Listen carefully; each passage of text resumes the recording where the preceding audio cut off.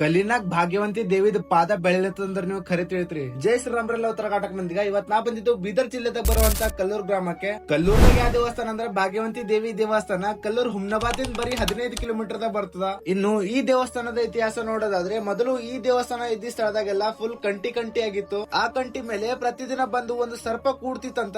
ಆ ಸಮಯದಾಗ ಕುರಿ ಮೈಸುವಂತ ಒಬ್ಬ ವ್ಯಕ್ತಿ ಅಚ್ಚರಿಯಿಂದ ಬಂದು ನೋಡ್ತಾನ. ಒಬ್ಬ ಕಲ್ಲೂರ ನಿವಾಸಿ ಕುಂತಂತ ಕಂಟಿ ಮೇಲ್ಭಾಗದ ಮೇಲೆ ಹಾವು ಕುಂತಿರ್ತದ. ಆ ಸರ್ಪ ಕೇವಲ ಒಂದು ದಿನ ಆ ಕಂಟಿದ ಕುಂತ ಮರ್ದಿನ ಹೋಗ್ತಂತ ಹೇಳಿ ಗ್ರಾಮಸ್ಥರೆಲ್ಲ ಅನ್ಕೋತಾರ.